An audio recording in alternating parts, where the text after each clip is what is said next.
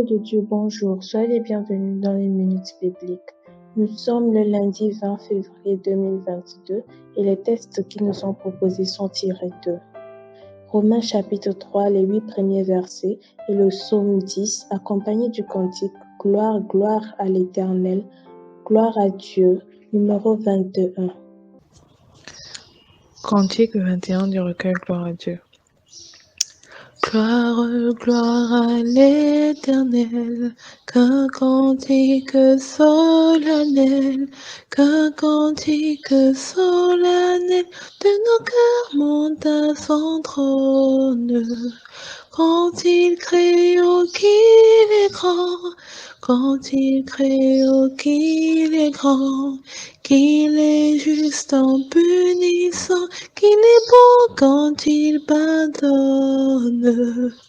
Il commandait le néant, tressaille au premier accent, tressaille au premier accent de sa parole vivante, et des astres radieux, et des astres radieux, sa main jette dans les cieux la poussière étincelante.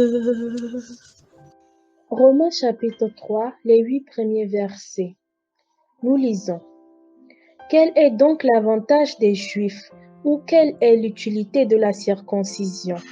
Il est grand de toute manière et tout d'abord en ce que les oracles de Dieu leur ont été confiés.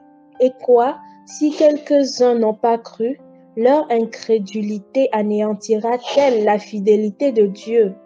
Loin de là, que Dieu, au contraire, soit reconnu pour vrai et tout homme pour menteur, selon qu'il est écrit, afin que tu sois trouvé juste dans tes paroles et que tu triomphes lorsqu'on te juge.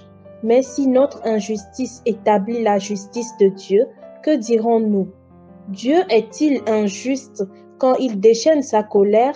Je parle à la manière des hommes. Loin de là, autrement, comment Dieu jugerait-il le monde? Et si, par mon mensonge, la vérité de Dieu éclate davantage pour sa gloire, pourquoi suis-je moi-même encore jugé comme pécheur? Et pourquoi ne ferions-nous pas le mal afin qu'il en arrive du bien, comme quelques-uns qui nous calomnient, prétendent que nous le disons? La condamnation de ces gens est juste. Amen. Psaume chapitre 10. Là, il est écrit, « Pourquoi, ô Éternel, te tiens-tu éloigné? Pourquoi te caches-tu au temps de la détresse?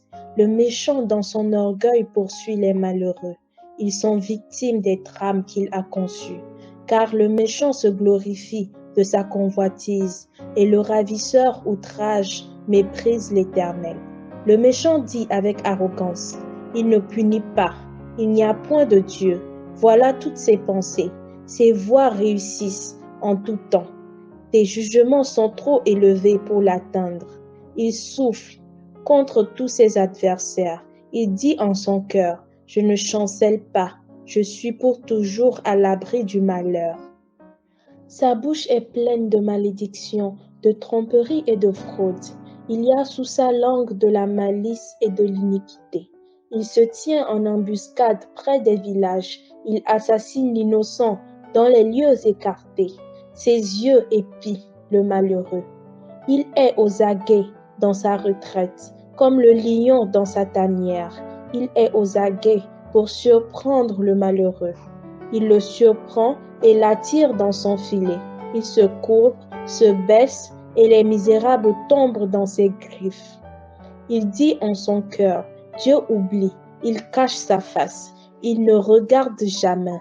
Lève-toi, Éternel, ô Dieu, lève ta main, n'oublie pas les malheureux.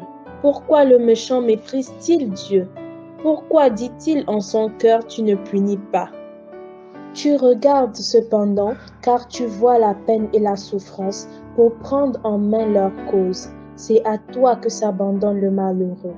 C'est toi qui viens en aide à l'orphelin. Brise le bras du méchant, punis ses iniquités, et qu'ils disparaissent à tes yeux. L'Éternel est roi à toujours et à perpétuité. Les nations sont exterminées de son pays.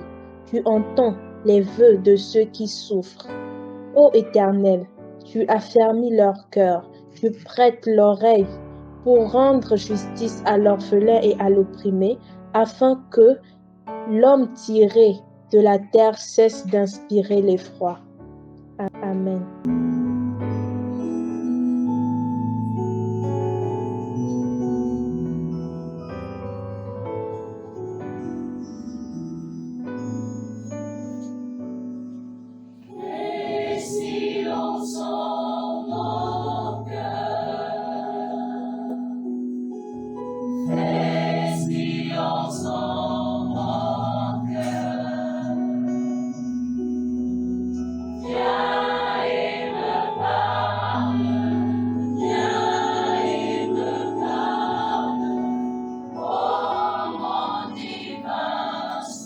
Chers auditeurs des minutes bibliques, soyez tous bénis dans le nom précieux de Jésus-Christ, notre Seigneur et Sauveur.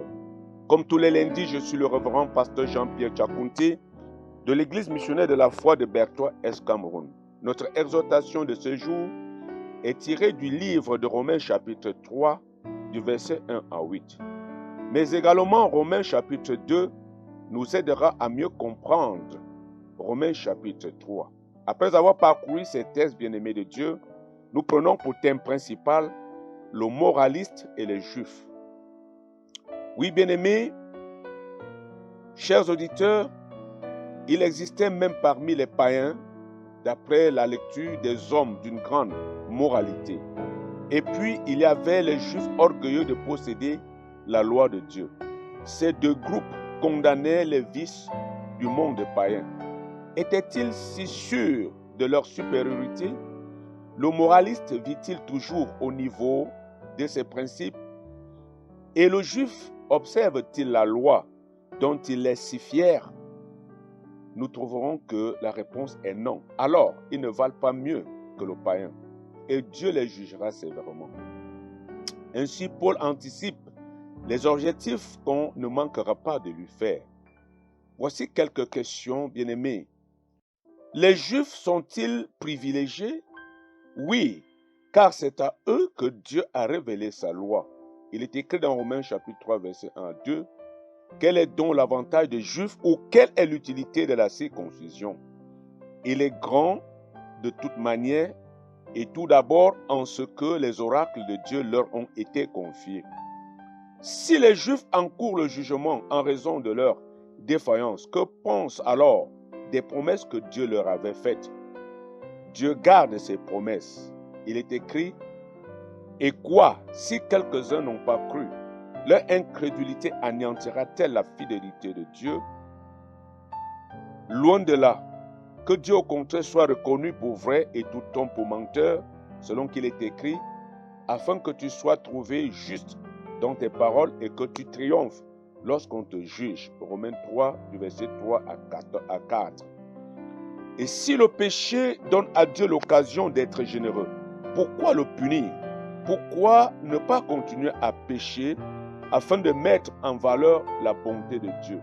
Simplement, bien-aimé, parce que Dieu est juste et que la fin ne justifie pas les moyens.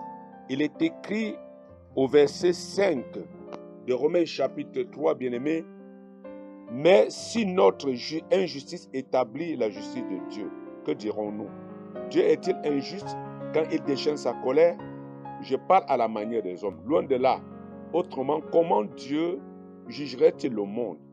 Et si, par mon mensonge, la vérité de Dieu éclate davantage pour sa gloire, pourquoi suis-je moi-même encore jugé comme pécheur? Et pourquoi ne ferions-nous pas le mal afin qu'il en arrive du bien? Comme quelques-uns qui nous calomnient prétendent que nous disons. La condamnation de ces gens est juste. Bien-aimés de Dieu, les Juifs sont-ils mieux à l'abri? Non. Nous sommes tous dans les griffes du péché. La loi met l'homme face à sa responsabilité, mais elle n'a pas le pouvoir de faire de lui injuste. il est écrit, quoi donc sommes-nous plus excellents? Nullement, car nous avons déjà prouvé que tous, juifs et grecs, sont sous l'empire du péché. Car nul ne sera justifié devant lui par les œuvres de la loi, puisque c'est par la loi que vient la connaissance du péché. Nous lisons cela dans le livre de Romains chapitre 3, le verset 9 et le verset 20. Chers auditeurs des minutes bibliques, le message de Paul dans Romains est la bonne nouvelle au sujet de la grâce merveilleuse de Dieu. Un remède efficace, disponible pour tous. Oui, bien-aimés, parce que nul n'a raison de se glorifier, car il n'y a point de juste, pas même un seul. Ayant donc cette connaissance, bien-aimés de Dieu, arrêtons de juger les autres, car Dieu ne nous a pas mis juges derrière quelqu'un. Je crois que vous avez été bénis et bénis. À la prochaine émission, s'il plaît à Dieu. Shalom. Ô Seigneur, bénis ta parole, que nous venons d'ouvrir. Le Père Emmanuel s'envole de notre souvenir.